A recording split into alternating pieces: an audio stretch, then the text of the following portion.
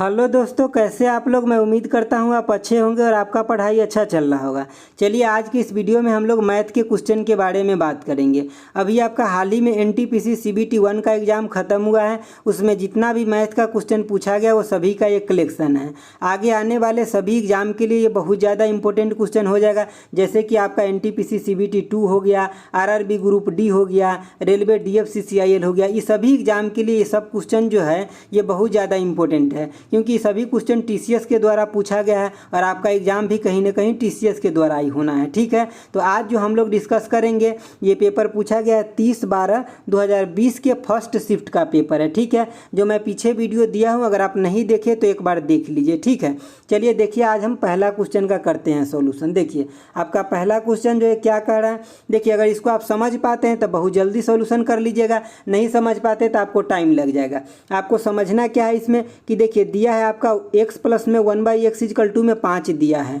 तो यहाँ पे आपको ये फॉर्मेट जो निकालना है, तो सबसे पहले आपको सोचना है कि इसको एक फॉर्मेट बनाना है। कैसे बनेगा, तो देखिए नीचे ऊपर दोनों में आप x का डिवाइड कर दीजिए। यहाँ भी x का डिवाइड कर दीजिए, यहाँ भी x का डिवाइड कीजिए, और यहाँ भी कीजिए, और यहाँ भी कीजिए, और यहाँ भी कीजिए। जब सभी जगह कीजिएगा तो आपके पास नया फॉर्मेट क्या बन के आएगा, ये बन जाएगा आपका x³ प्लस में क्या बन जाएगा कि 1/x³ बन जाएगा। ठीक है, नीचे में क्या बन जाएगा, तो ये बन जाएगा आपका x, और यहाँ क्या बन जाएगा, देखिए प्लस में क्या 1/x, और ये क्या हो जाएगा, इससे ही कट जाएगा तो माइनस में 3 हो गया। तो आपको तो ये तो पता ही है कि x प्लस में 1/x का वैल्यू कितना 5 दिया है, तो ये कितना हो जाएगा आपका, इसका वैल्यू तो 5 हो गया, और -3 कर दीजिएगा तो 2। मतलब आपको नीचे में पता चल गया कितना आ गया आपका, तो 2 आ गया। आपको अब सॉल्यूशन ऊपर वाला का करना है। देखिए जब भी आपको x प्लस में 1/x इक्वल टू यहाँ कोई भी नंबर दिया होगा, जैसे यहाँ 5 दिया है तो हम 5 ले लिए। अब इसका निकालना हो, अगर x³ प्लस में 1/x³ निकालना हो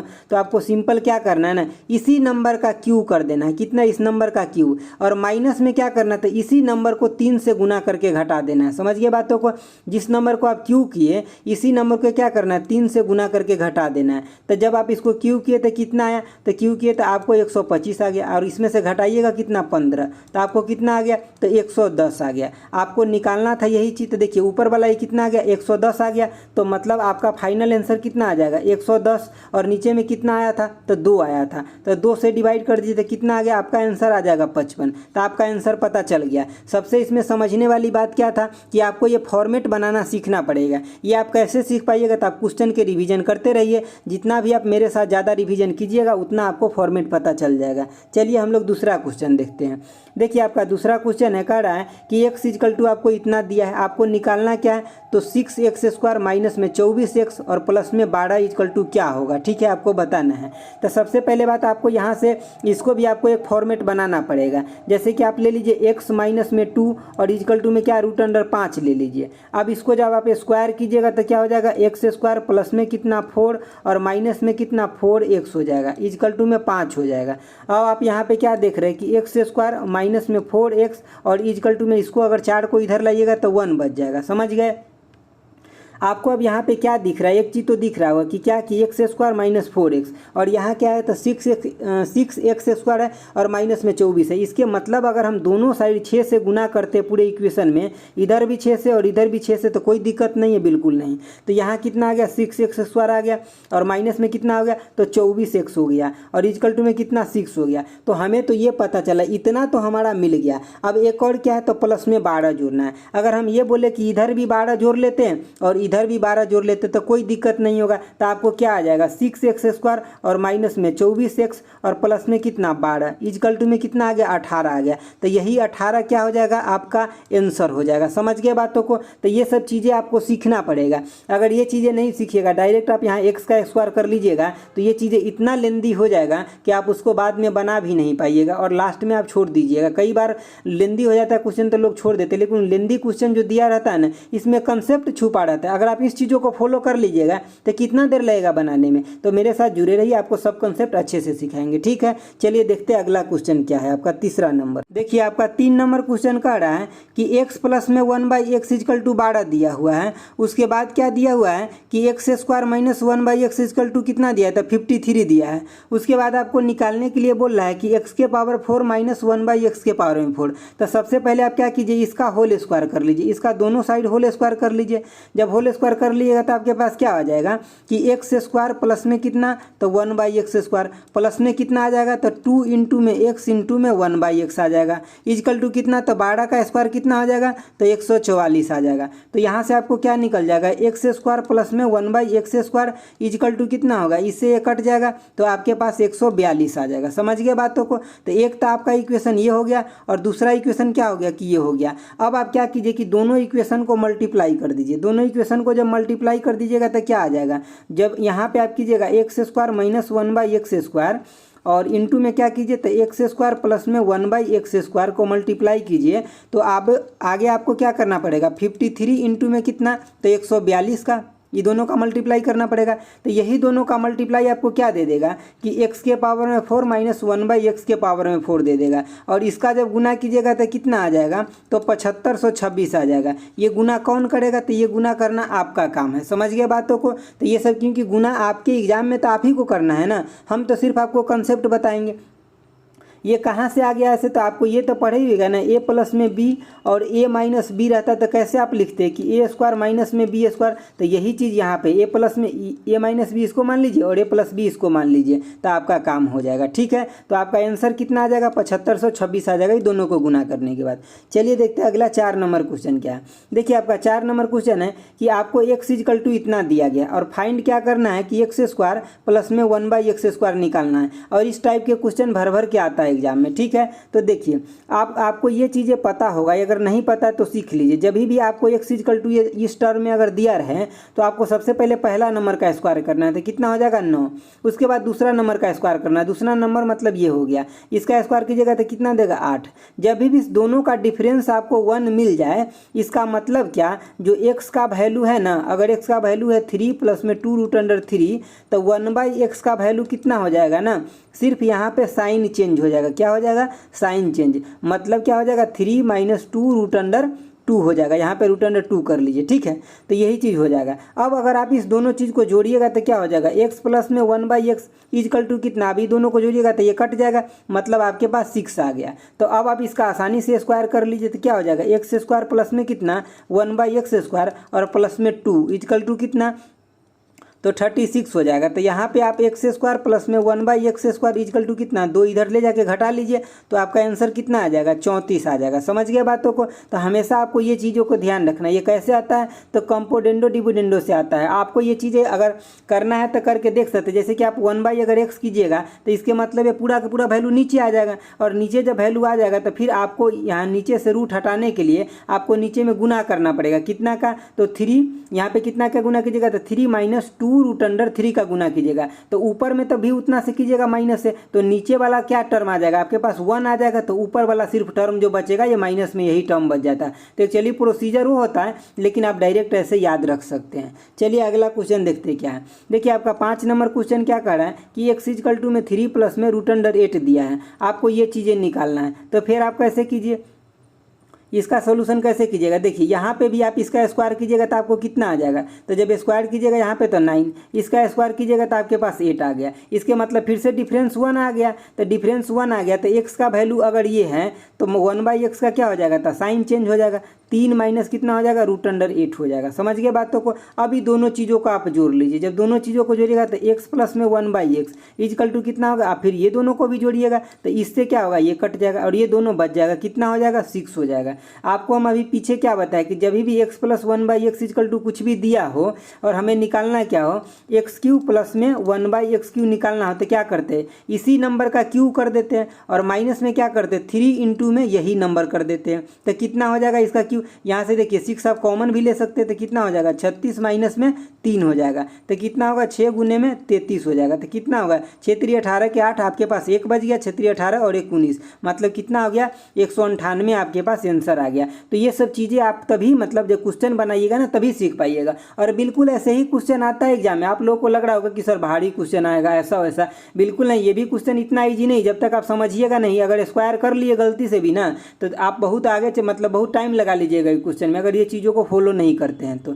चलिए अगला क्वेश्चन देखते हैं। देखिए 6 नंबर क्वेश्चन क्या है कि x प्लस वाई प्लस में जेड समांतर श्रेणी में, समांतर श्रेणी बोले तो एपी में, एपी समझते हैं ना, समांतर श्रेणी में। देखिए उसके बाद x इक्वल टू आपको क्या दिया, पहले तो समांतर श्रेणी में x y और z ये तीनों लगातार दिया हुआ है, ये बात को आपको ध्यान रखना है। x इक्वल टू क्या दिया हुआ है, तो आने की tan 45 डिग्री दिया हुआ है, tan 45 का वैल्यू कितना होता है, तो 1 होता है। y इक्वल टू आपको निकालने के लिए बोल रहा है, और यहाँ पे निकालने के लिए बोल रहा है। z इक्वल टू कितना दिया है, तो ये दिया है आपको cot 45 डिग्री, tan 45 का भी वैल्यू 1 होता है, cot 45 का भी वैल्यू 1 होता है। जब भी आपको 3 नंबर सीरीज में दिया हो एपी में, तो यहाँ पे अगर बीच वाला नंबर निकालना है तो बीच वाला नंबर इक्वल टू इस दोनों को जोड़ करके, जैसे x प्लस में y कर दीजिए, सॉरी x प्लस में z कर दीजिए और बटे में 2 कर दीजिए तो निकल जाएगा। तो x कितना है 1, प्लस में z कितना है तो 1, बटे में 2 की जगह तो कितना आएगा 1 आएगा। इसके मतलब y का वैल्यू आपका कितना आ गया 1 आ गया, तो आंसर क्या हो जाता 1 हो जाता। समझ गए बातों को। जब भी ये तीनों नंबर समांतर श्रेणी में यानी कि एपी में है तो ये बीच वाला नंबर जो होगा ये दोनों नंबर को जोड़ने के बाद बाई 2 कर दीजिए, आपका निकल जाएगा। समझ गए बातों को। चलिए आगे देखते हैं। आगे क्या कर रहा है कि ए बी और सी किसी कार्य को क्रमशः 20 दिन 30 दिन और 60 दिन में पूरा करते हैं। यदि बी और सी तीसरे दिन तो ए के साथ शामिल होते हैं। बी और सी क्या कर रहा है ना कि तीसरे दिन ए के साथ शामिल होते हैं, तो काम पूरा करने में कितना समय लग जाएगा। देखिए ये क्वेश्चन आसान नहीं और ना भारी है। अगर आपको आता है तो विदिन सेकेंड बन जाएगा, नहीं आता है तो आपके लिए हार्ड हो जाएगा। देखिए जैसे कि ए कितना दिन में काम कर रहा है, तो ये 20 दिन में कर रहा है। बी कितना दिन में कर रहा है, तो 30 दिन में कर रहा है। और सी कितना दिन में कर रहा है, तो 60 दिन में कर रहा है। हम एक ऐसा नंबर ले लेते हैं जिससे तीनों डिवाइड हो जाए, मतलब एलसीएम ले लेते हैं, 60 ले लिए। जब इसे डिवाइड किए तो यहाँ 3 आ गया, इससे करेंगे तो 2 और इससे करेंगे तो ये क्या है, ये 60। तो ये हो गया आपका टोटल वर्क, मतलब जितना भी काम है वो हो गया टोटल वर्क, इसी को बोलते हैं। और देखिए ए के द्वारा 20 दिन में पूरा काम कर लिया जाता था, इसके मतलब एक दिन में कितना काम कर रहा है, तो 3 यूनिट काम कर रहा है। और बी एक दिन में 2 यूनिट और सी एक दिन में 1 यूनिट काम कर रहा है, मतलब इसका ये क्षमता है एक दिन में काम करने का, सी के, ये बी का और ये ए का। अगर हम यहाँ पे बोले कि ए बी सी तीनों अगर काम करे तो कितना काम हो जाएगा, 6 काम हो जाएगा एक दिन में। देखिए अब होता है क्या, तीनों फर्स्ट दिन तीनों काम किया, अब यहाँ पे बी सी नहीं आएगा। बी सी अब फिर कब आएगा, तीसरे दिन पर आएगा। इसके मतलब 2 दिन किसको अकेले काम करना पड़ेगा, ए को। तो देखिए पहला दिन तो एक काम किया सबे, अब उसके बाद देखिए 3 यहाँ पे और 3 यहाँ पे। इसके मतलब आप क्या देखिए कि 3 दिन का काम जो हो गया ये 12 यूनिट काम हो गया। समझ गए बातों को, समझिए। देखिए ये बी और सी आता है ना तीसरे दिन पर आता है, मतलब पहला दिन ये था और ये पहले देखिए अब यहाँ और यहाँ नहीं आएगा, फिर तीसरे दिन पर आएगा, मतलब पहला दूसरा यहाँ नहीं, अब यहाँ पे फिर तीसरे दिन, फिर यहाँ 6 प्लस में 3 का ये चलेगा। तो देखिए अब आपको क्या पता चला, एक सेट चल रहा है, मतलब ये एक सेट हो गया, फिर ऐसा एक सेट बनेगा, फिर आगे सेट बनेगा।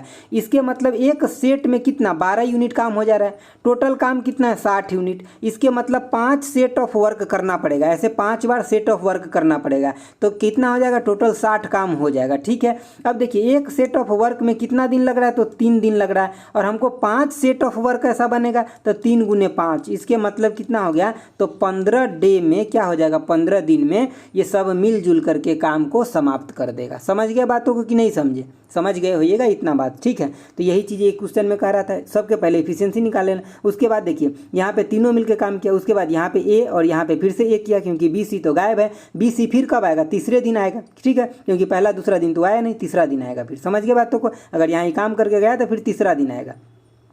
चलिए तो ये क्वेश्चन का आंसर क्या होगा, 15 डे हो जाएगा। चलिए हम लोग देखते हैं 8 नंबर क्वेश्चन क्या है। देखिए 8 नंबर क्वेश्चन है आपका कि 3 आदमी या 6 लड़के किसी काम को 25 दिन में कर सकते हैं। 3 आदमी मतलब 3 मेन या 6 बॉय ले लेते हैं। ठीक है, 3 आदमी या 6 बॉय किसी काम को कितने 25 दिन में कर सकते हैं। ठीक है। आगे क्या कर रहा है कि 6 आदमी और 4 लड़के। अब देखिए यहाँ पे आ का साइन था, मतलब और था तो बराबर कर दिए, लेकिन ये वाला और जो होता है ना, ये वाला और, तो इसका मतलब एंड होता है, इसका मतलब एंड होता है, तो इसका मतलब दोनों जुड़ता है। तो क्या हो जाएगा, यहाँ पे क्या बोला कि 6 आदमी प्लस में कितना, तो 4 बॉय। ठीक है, ये कितने दिन में काम करेगा, तो डी ले लेते हैं। उसके बाद आगे क्या हो जाएगा कि आगे इसमें से कोई भी एक ले लीजिए, जैसे 3m ले लीजिए, या तो फिर 3m गुने में 25 कर लीजिए, या तो फिर 6 बॉय इंटू में 25 कर लीजिए। अब देखिए हमें यहाँ से क्या निकलेगा ना कि दोनों को क्षमता निकल जाएगा। कैसे, तो देखिए जैसे कि यहाँ पे अगर मैं बोलूँ कि आप ये कर लीजिए, जैसे कि यहाँ पे मेन बटा में बॉय कर लीजिए, तो आप यहाँ पे क्या लिखिएगा कि सर 2 बटा में यहाँ पे क्या हो जाएगा,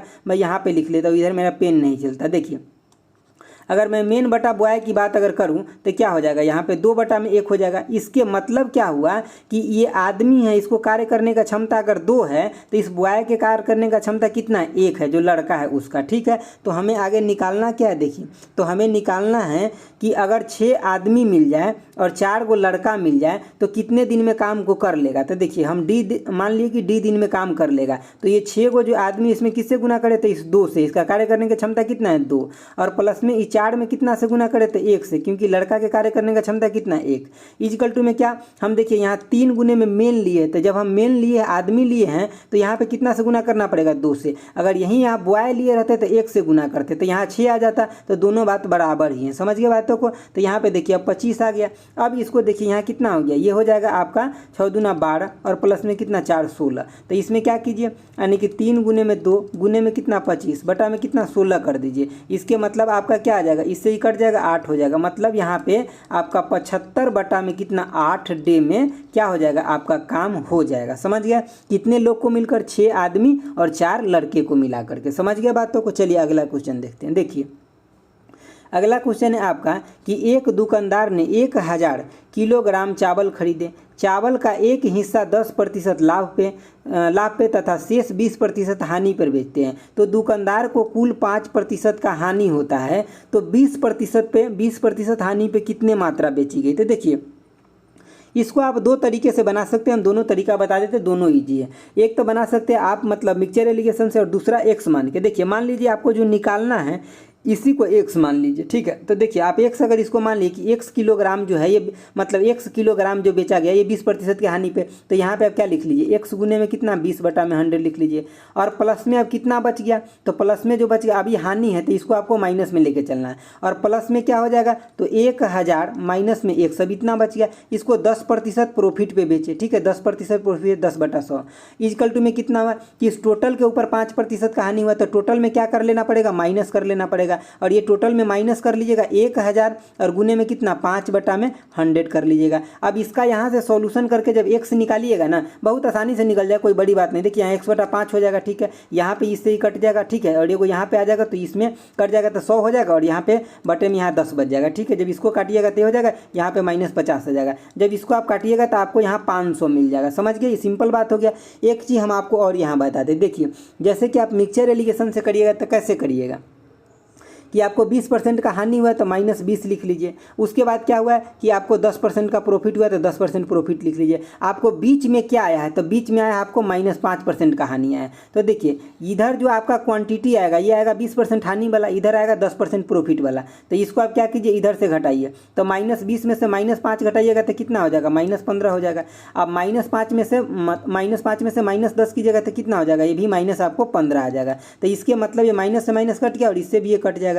इसके मतलब 1:1 आ गया। इसका मतलब क्या हो गया कि जितना 20% हानि पे बेचा गया उतना ही 10% लाभ पर बेचा गया, तब कुल मिलाकर के क्या हुआ 5% का हानि हुआ। तो इसके मतलब ये मतलब पूरा कितना है, तो 1000 ग्राम है। इसके मतलब 20% हानि पर कितना बेचा गया, तो 500 ग्राम। 20% हानि पे 500 किलोग्राम, और 500 किलोग्राम किस पे बेचा गया, तो 10% लाभ पे बेचा गया। समझ गए बातों को। तो अब आपको अच्छे से समझ में आ गया हो तो दोनों तरीके से आप निकाल सकते हैं। ठीक है, जैसे इसको इधर कट किए तो इसको इधर कट कर लिए, यानी कि हम पीछे वाला में से आगे वाला घटाए तो यहाँ भी पीछे वाला में से आगे वाला घटाएंगे। समझ गए बातों को। चलिए देखते हैं 10वां नंबर क्वेश्चन क्या है। देखिए अब मैं आपको गारंटी देता हूं दोस्तों, मैं एक एक क्वेश्चन को आपको इस तरीके से समझा दूंगा ना कि आपके एकदम बिल्कुल आपको दिमाग में फिट हो जाएगा। आप अगर बुक का सोल्यूशन देखिएगा ना तो देखिए इतना लेंदी उंदी देता है ना कि आपको समझने में बहुत प्रॉब्लम होगा। लेकिन आपको अगर एग्जाम पास करना है तो बस आप मेरे साथ जुड़े रहिए। हम इतना अच्छे से आपको कराने का कोशिश कर रहे हैं कि आपको सब कुछ फिट दिमाग में बैठे। समझ गए।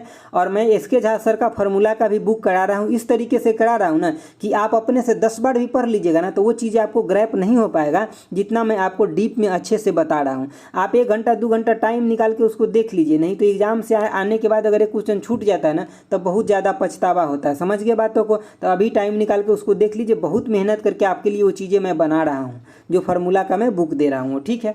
चलिए देखिए आगे आगे क्या है कि आपको कह रहा है कि ए और बी एक बिंदु से विपरीत दिशा में 25 किलोमीटर पर आवर और 35 किलो, यहाँ पे किलो आवर होगा, ठीक है, 25 किलोमीटर पर आवर और 35 किलोमीटर पर आवर की गति से यात्रा करते हैं। देखिए यहाँ पे हम मान लेते हैं ये पॉइंट है। अब ए इधर की तरफ जा रहा है, ठीक है, और बी किधर इधर की तरफ जा रहा है। ये 25 के हिसाब से जा रहा है और ये 35 के हिसाब से। तो दोनों के बीच में किस हिसाब से वेलोसिटी बढ़ेगा, तो दोनों को जोड़ना पड़ेगा, क्योंकि विपरीत दिशा में तो कितना हो जाएगा 60 किलोमीटर पर आवर हो जाएगा। दोनों के बीच में एक डिस्टेंस के लिए जो मतलब क्रिएट होगा इसी दर से होगा। कह रहा है 2 घंटा मतलब 2 घंटा 2.5 घंटा में कह रहा है 2.5 आवर के बाद दोनों के बीच कितना दूरी हो जाएगा।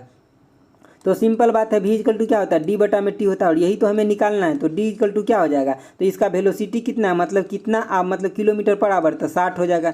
गुने में टाइम कितना, तो 2.5 आवर, गुना कर दीजिए कितना हो जाएगा, 60 दूना 120 और 30 कितना हो जाएगा, तो 150 किलोमीटर के डिस्टेंस क्रिएट हो जाएगा दोनों के बीच में। समझ गए बात। तो चलिए आगे देखते हैं 11 नंबर क्वेश्चन। देखिए क्या कर रहा है यहाँ पे, देखिए यहाँ क्वेश्चन लिख दिया और ये चीज़ें गलती लिख दिया। जब आप बनाइएगा बुक में तो देखिएगा ना कि लिखता कुछ और है कुछ और, मतलब इस सब को सुधारी अगर आप खुद कर सकते तो ठीक है, नहीं तो हम तो आपको एक एक क्वेश्चन को सुधारीकरण करके देंगे। यहाँ पे चक्रवृद्धि ब्याज नहीं होगा, यहाँ पे आप लिख लीजिए साधारण ब्याज, साधारण ब्याज होगा, ठीक है। देखिए 2 वर्षों में कह रहा है कि साधारण ब्याज 1600 रुपया है और 3 वर्षों में साधारण ब्याज कितना 1700 रुपया। ये सबको साधारण कर लीजिए आप, ठीक है। तो देखिए तो 1 वर्ष में साधारण ब्याज का मतलब होता है सभी साल में बराबर लगता है, समझ गए। तो 1 वर्ष का कितना हो गया साधारण ब्याज, तो 100 रुपया हो गया, समझ गए। 1 वर्ष का साधारण ब्याज कितना 100 रुपया हो गया। और 2 वर्ष के साधारण ब्याज के साथ जो हुआ था ये कितना पैसा हुआ था, इतना। ये प्रिंसिपल मनी है, ठीक है, सिर्फ ब्याज नहीं है। 2 वर्ष के बाद साधारण ब्याज सहित जो पैसा है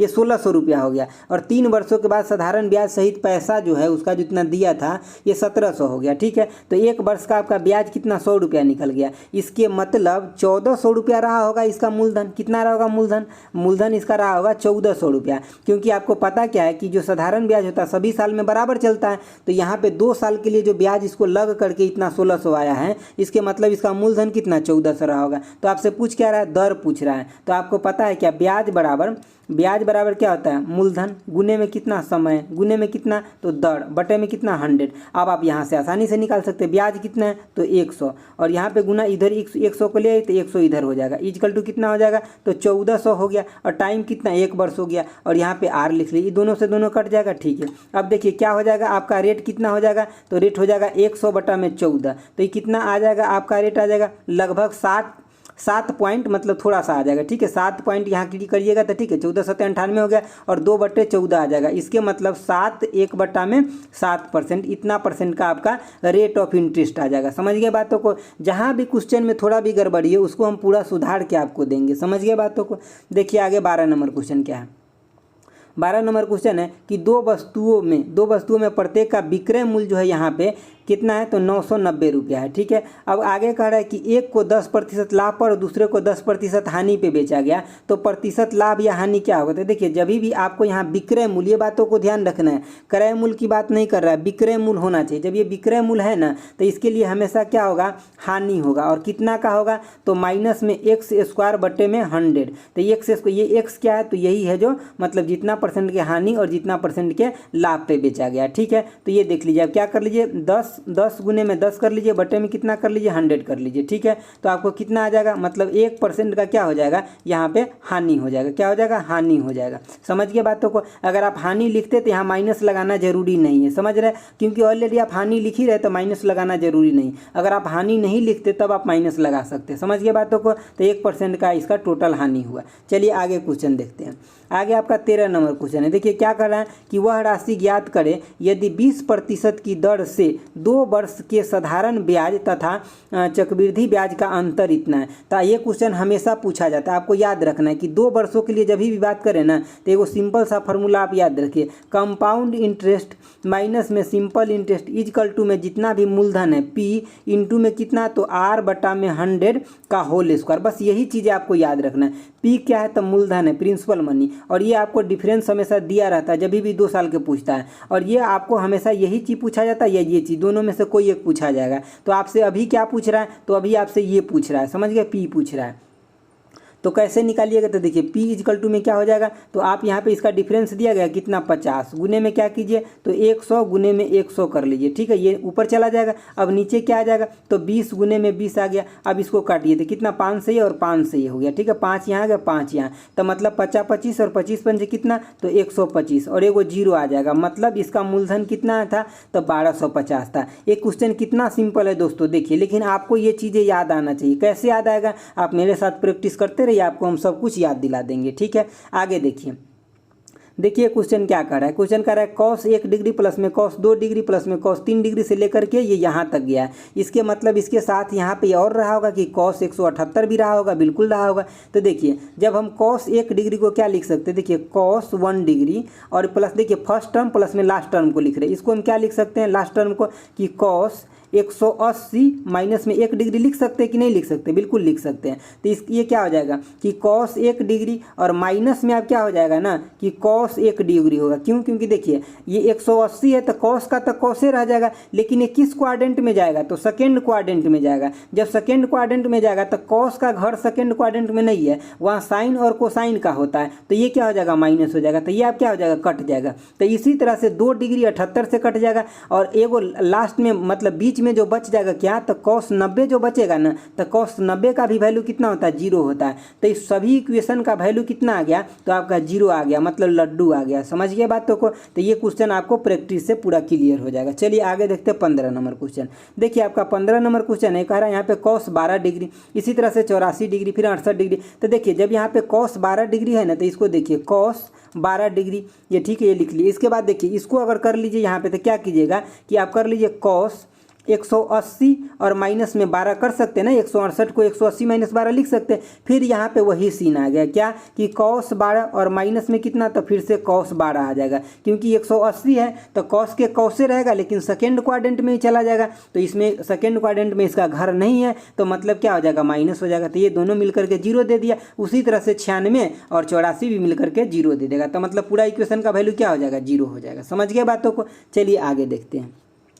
देखिए यहाँ पे जो क्वेश्चन है, यहाँ पे भी क्वेश्चन मिस्टेक है, ये प्लस नहीं होगा, ये सब गुना होगा। क्या होगा, गुना होगा, तभी जाकर के क्वेश्चन बनेगा। प्लस में तो कभी बन ही नहीं सकता। समझ गए बातों को। तो इसका हम सोल्यूशन कैसे करें, देखिए यहाँ पे क्या है कि cot 1 डिग्री है, ठीक है, और इनटू में क्या, देखिए फर्स्ट को हम लास्ट से कनेक्ट करेंगे। इनटू में क्या लिखे, तो इसको हम लिख सकते हैं cot 90 माइनस में क्या करें 1 कर लेते, यही हो जाएगा 89 हो जाएगा कि नहीं होगा, बिल्कुल हो जाएगा। तो अब देखिए cot 1 डिग्री गुने में कितना हो जाएगा, ये 90 है तो cot किस में बदल जाएगा, tan में बदल जाएगा, तो tan 1 डिग्री हो गया। अब देखिए cot 1 डिग्री इंटू में tan 1 डिग्री कितना हो जाएगा, तो ये 1 देगा। कैसे देगा, तो देखिए cot 1 डिग्री और यहाँ पे देखिए cot 1 डिग्री, cot मतलब tan का उल्टा क्या होता है, cot होता है। तो इसको क्या लिख सकते हैं आप, 1 बाई में cot 1 डिग्री लिख सकते हैं। तो ये दोनों कट के कितना दिया, 1 दिया। तो इसी तरह से दो का पेयर बनते बनते सब 1 देगा, तो 1 गुने 1 गुने 1 जाते जाएगा। इसके मतलब आपका वैल्यू कितना हो गया फाइनली, तो 1 हो गया। समझ गया चीज़ों को। चलिए आगे देखते हैं। देखिए आगे है आपका 17 नंबर क्वेश्चन। देखिए 17 नंबर क्वेश्चन क्या कह रहा है कि ट्रेंगल ABC में बिंदु D इस प्रकार है। मतलब ट्रेंगल तो पहले हमको ABC लेना पड़ेगा। अब यहाँ पे B का भी वैल्यू दिया है 75, C का वैल्यू 45 दिया है। हमसे पूछ क्या रहा है कि ट्रेंगल BAD का मान क्या होगा। सबसे पहले हम लोग एक ट्रेंगल ले लेते हैं, ठीक है। यहाँ ट्रेंगल का साइज दिया गया है, यहाँ से हम लोग एक ट्रेंगल ले लेते। देखिए यहाँ से ट्रेंगल ले लिए। देखिए अभी ट्रेंगल लेने के बाद क्या कह रहा है ना कि हम यहाँ पे मान लेते A B और C यहाँ पे मान लेते, ठीक है, C मान लिए। अब देखिए क्या कराने कि ये मतलब AB यहाँ पे बोला गया, देखिए AB मतलब ये AB और बटे में क्या, तो ये AC किसके बराबर है, तो मतलब इस तरह से एक बिंदु डाला गया है, इस पे इस तरह से बिंदु डाला गया है D कि मतलब ये क्या, तो मतलब BD। देखिए यहाँ पे BD और बटे में कितना, तो BC, ये क्या हो जा रहा है, तो बराबर हो जा रहा है। समझ गए बातों को। ये बटा में ये, बटे में कितना, तो ये और ये दोनों के क्या हो रहा है, बराबर हो रहा है वैल्यू। आपको दिया क्या है, तो ये दिया है 75 डिग्री। ध्यान से बातों को सुनिए। और C कितना दिया है, तो 45 डिग्री। अब जब भी ये दोनों, ये प्रॉपर्टी होता है ट्रेंगल का, ये और देखिए यहाँ पे ये 75 हो गया और ये 45, तो 120 हो गया। इसके मतलब ये टोटल एंगल कितना हो जाएगा, 60 डिग्री हो जाएगा। समझ गए बातों को। और ये प्रॉपर्टी होता है जब ये दोनों साइड का रेशियो, ये दोनों साइड के रेशियो के बराबर हो, इसके मतलब यहाँ पे जो द्विभाजन हो रहा है कोण, ये बराबर हो रहा है। जितना ये होगा उतना ही है, तो पूरा कितना है 60, तो ये कितना हो जाएगा, तो 30 डिग्री हो जाएगा। यही आपसे पूछ रहा था। देखिए ट्रेंगल BAD पूछ रहा है ना, तो ट्रायंगल B और A और D,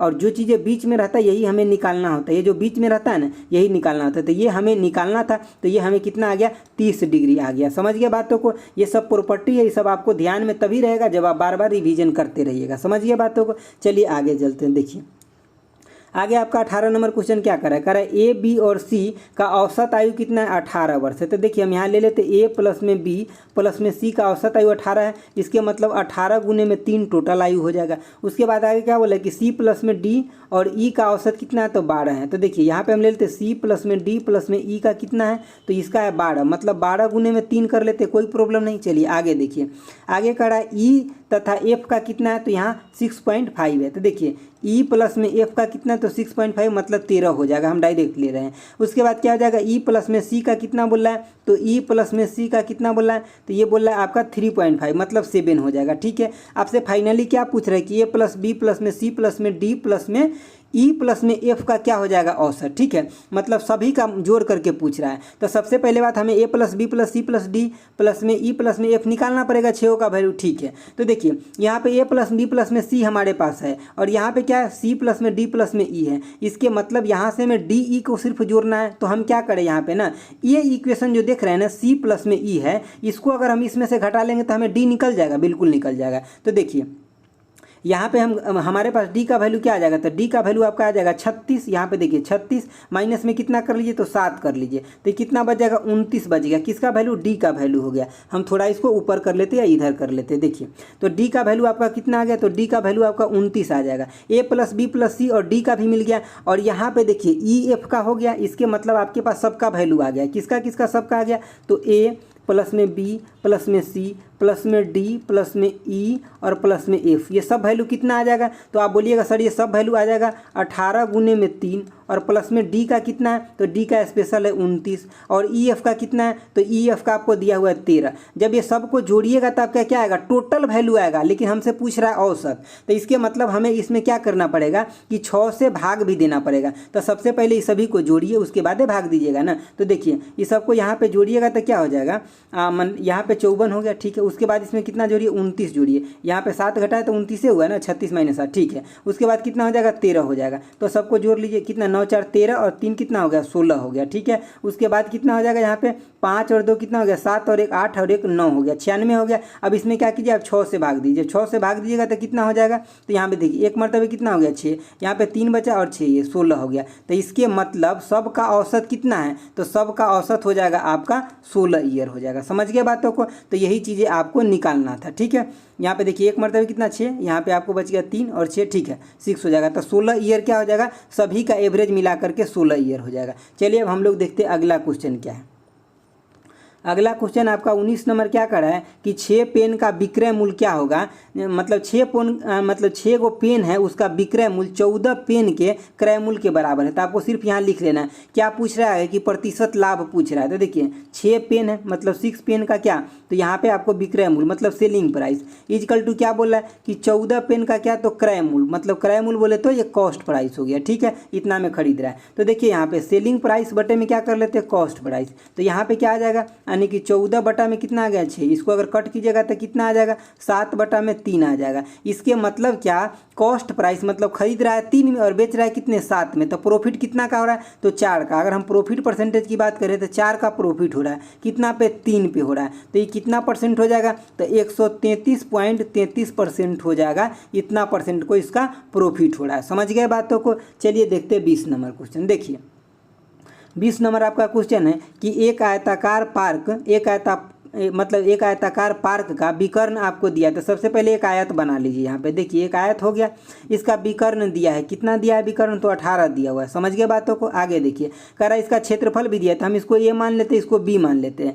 ए गुने में बी कितना दिया हुआ है, तो ये 126 दिया है। आगे क्या कह रहा है कि 9 रुपये प्रति मीटर की दर से बार लगाने का खर्च कितना आएगा। बार लगाने का मतलब क्या है ना कि इसके चारों साइड से ऐसे ऐसे लगाएगा। ठीक है, तो हमें क्या निकालना पड़ेगा, इसका पेरीमीटर मतलब परिधि निकालना पड़ेगा। कैसे निकलेगा परिधि, तो देखिए ये जो 18 दिया है इसके मतलब क्या है कि यहाँ पे रूट अंडर ए स्क्वायर प्लस में बी स्क्वायर का वैल्यू आपको दिया है। तो जब आप यहाँ से ए स्क्वायर प्लस में बी स्क्वायर निकालिएगा इसके मतलब 18 का स्क्वायर करना पड़ेगा। तो 18 कितना होता है 324 होता है आपका, ठीक है। तो ये चीज़ें आपको आ गया। अब आपको क्या करना है ना कि आपका यहाँ पेरीमीटर का वैल्यू क्या हो जाएगा, मतलब जो परिधि है वो तो 2 इंटू में ए प्लस में बी होगा, यही होगा ना। तो आपको फाइनली ए प्लस बी निकालना। तो कहाँ से निकालिएगा, तो देखिए ए प्लस बी का आप यहाँ पे होल स्क्वायर करिएगा तो क्या लिखिएगा, ए स्क्वायर प्लस में बी स्क्वायर प्लस में 2ab लिखिएगा, यही लिखिएगा ना। आपको ए स्क्वायर प्लस में बी स्क्वायर का वैल्यू पता है कितना, तो 324 और ये बी का वैल्यू पता है 126 है। तो मतलब कितना हो जाएगा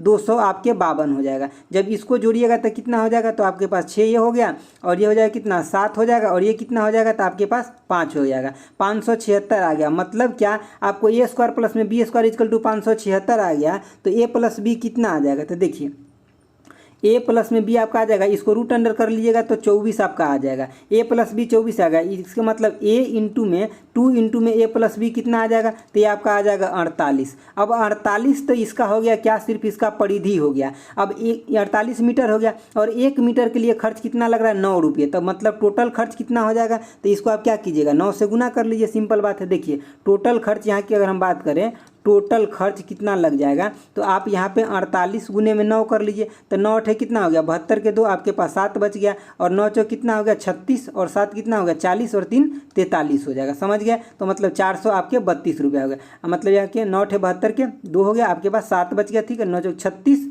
और 9 चौक 36 और 7 कितना हो जाएगा, तो हो जाएगा आपका 43। सही ही लिखिए लेकिन एक बार चेक कर लिए, ठीक है। तो 432 रुपया इसका क्या आ जाएगा, टोटल खर्च आ जाएगा। समझ गए बातों को। चलिए अब हम लोग देखते हैं अगला क्वेश्चन क्या है।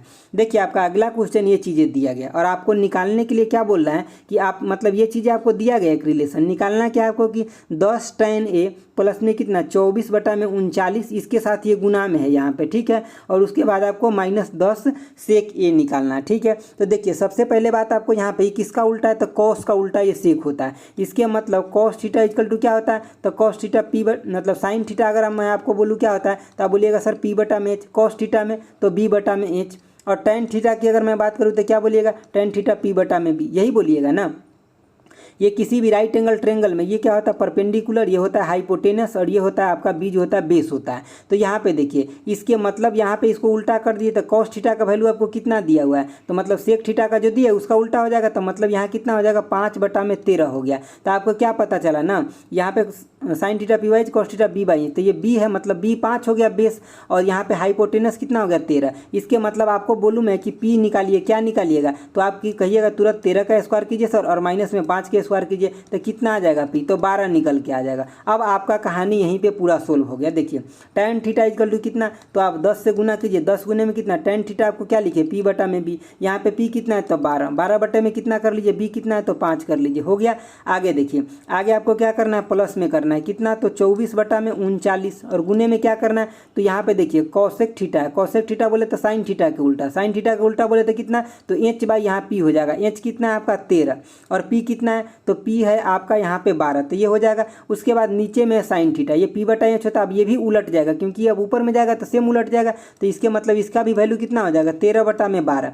आगे आपको क्या लिखना है माइनस में 10 और गुने में क्या लिखना है, यहाँ पे मैं इसको थोड़ा सा इधर कर लेता हूँ। देखिए इसके गुने में क्या लिखना है 10 के गुने में, तो 10 के गुने में देखिए सेक ए ही लिखना है और इसका वैल्यू डायरेक्ट दिया है तो कितना 13/5 हो जाएगा। तो इसको कट कीजिएगा तो कितना हो गया 2, यहाँ पे कोई कट होगा क्या, देखिए यहाँ पे 24 12 से कट हो जाएगा, ये भी 2 हो गया, ठीक है। 39 ये भी कट हो जाएगा 3 से, तो यहाँ आपको 3 मिल जाएगा, ठीक है। तो देखिए यहाँ पे एक और ये कट हो सकता है क्या, यहाँ पे 2 है और यहाँ पे 12 मतलब ये 6 हो गया। तो यहाँ पे 6 3 18 नीचे में आ गया और ऊपर में क्या हो गया आपका 13 बच गया, कितना बच गया 13 बच गया, यही बच गया ना 13 बच गया। तो यहाँ पे देखिए और जो आपके पास एक ये वैल्यू था यहाँ पे देखिए ये भी कट जाता है कितना 2 से, तो आपके पास क्या बच गया 24, ठीक है। और यहाँ पे देखिए ये एक्चुअली यहाँ पे प्लस में कितना बच गया तो 13 बटा में कितना बच गया, तो 18 बच गया, और उसके बाद माइनस में कितना बच गया, तो 26 बच गया। इसके मतलब आपके पास यहाँ बच गया मतलब -2 और प्लस में कितना, तो 13 बटा में 18 बच गया। अगर कोई कैलकुलेशन मिस्टेक हो जाए तो आप सही कर लीजिएगा, ठीक है। देखिए हम भी यहाँ कैलकुलेशन कर ही रहे हैं, कंसेप्ट आपको एक भी गलत नहीं होगा, लेकिन कैलकुलेशन कई बार काट कूट करने में होता है क्या कि थोड़ा सा गड़बड़ी हो जाता है कई बार, ठीक है। तो 18 दूना यहाँ 36 हो गया, और जब 36 में से आप यहाँ क्या घटाइएगा, 36 में से आप 13 घटाइएगा तो कितना आएगा आपका 3, और यहाँ पे 2 आ जाएगा, ठीक है। तो इसके मतलब क्या हो गया, माइनस में 23 बटा में कितना हो जाएगा, माइनस में 23 बटा में 18 हो जाएगा। तो यही आपका आंसर आएगा इसका, ठीक है। तो ये आपको मतलब कैलकुलेशन करना आपको बिल्कुल सीखना पड़ेगा। आप मेरे साथ जुड़े रहिए, हम आपको सब कैलकुलेशन अच्छे से सिखा देंगे। देखिए आगे क्या है, आगे आपका 22 नंबर क्वेश्चन है। क्या कह रहा है कि 2 संकेंद्रीय वृत्त एक वलय का निर्माण करती हैं, ठीक है, जिसमें आंतरिक का मतलब आंतरिक और बाह्य परिधि कितना दिया, आंतरिक का 22 है और बाह्य जो परिधि है इसका 44 है। तो कह रहा है कि तो वलय के मतलब उसका मतलब चौड़ाई पूछ रहा है। देखिए वलय का है तो ऐसा है, देखिए एक तो आपका ये हो गया सर्कल और दूसरा होगा ये सर्कल, और ये क्या कह रहा है मतलब संकेंद्रिक कहने का मतलब क्या है, कंसेंट्रिक है, समझ गया। तो इसका जो परिधि दिया है इसको हम छोटा r मान लेते हैं और इसको मान लेते हैं बड़ा r मान लेते हैं, ठीक है। तो यही हमको निकालने के लिए r - r बोल रहा है, जबकि आपको पता क्या है कि इसका जो परिधि दिया है छोटा वाला की 22 और इसका 44 दिया है, समझ गया बातों को। चलिए हम थोड़ा इधर कर लेते हैं, आपको बना के दिखाते। देखिए तो अगर हम छोटा वाला का परिधि लिखे, बड़ा वाला का परिधि लिखेंगे तो कितना हो जाएगा, तो 2 पाई और क्या बड़ा वाला आर हो जाएगा, और माइनस छोटा वाला का लिखेंगे तो 2 पाई और छोटा वाला आर हो जाएगा। इक्वल टू में कितना होगा, तो बड़ा वाला का परिधि कितना दिया 44, छोटा वाला का कितना दिया 22। अब यहाँ से आप R common, R minus R एक कॉमन लीजिए, कॉमन मतलब आर माइनस आर कॉमन कैसे हो जाएगा,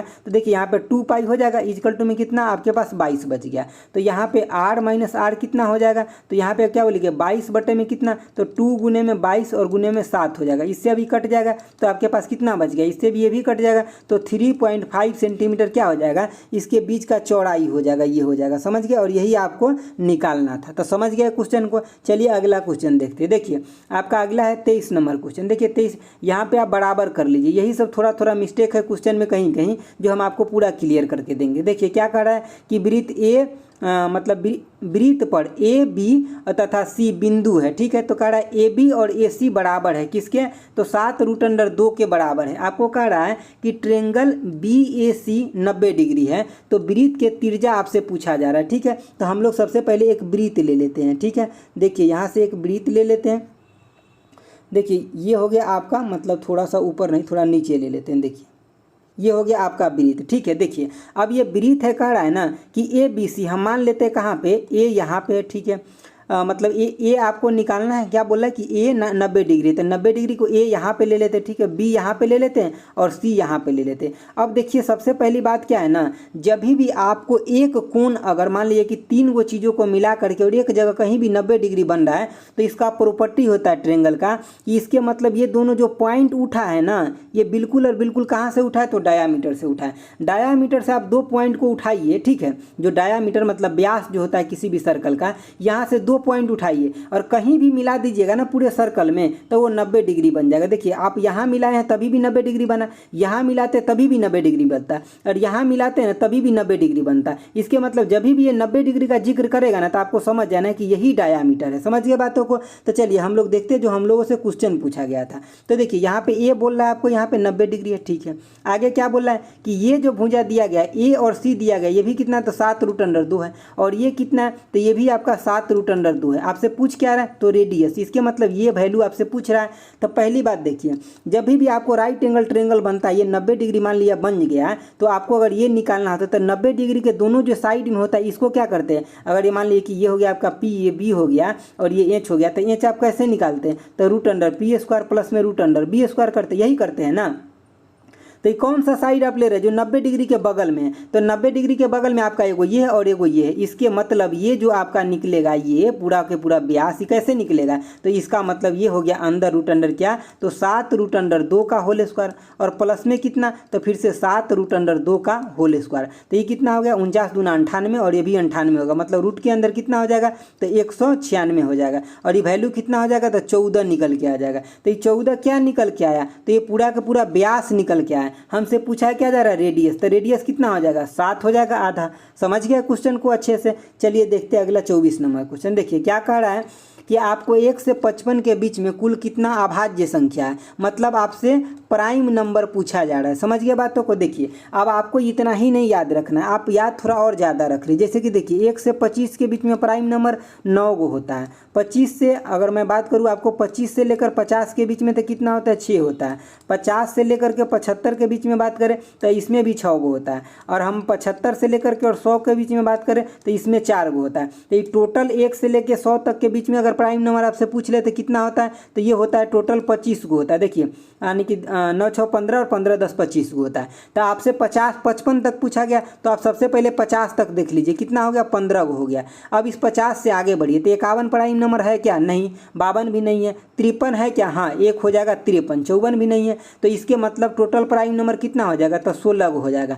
अगर आपको इतना चीज़ पता है तो बहुत जल्दी बन गया, और नहीं पता है तो आप पहले लिखिएगा। उसमें लिखने में क्या होता है ना कि एक भी कहीं मिस्टेक हुआ तो आपका पूरा का पूरा क्वेश्चन के मेहनत बेकार हो जाएगा। इसीलिए आप इसको VVI लगा करके याद रखिए। चलिए अगला देखते हैं 25 नंबर क्वेश्चन क्या है। 25 नंबर क्वेश्चन है कि समद्विबाहु त्रिभुज के बराबर भुजा की लंबाई 5 सेंटीमीटर है और आसन भुजा की लंबाई 8 सेंटीमीटर है, तो शीर्ष से आसन भुजा पर डाले गए लंब की लंबाई क्या होगा। बात को आप समझे, नहीं समझे तो चलिए हम पहले ट्रेंगल लेते हैं, उसके बाद हम आपको समझाते हैं। देखिए यहाँ पे क्या हो जाएगा, एक ट्रेंगल हम लेते हैं, ठीक है।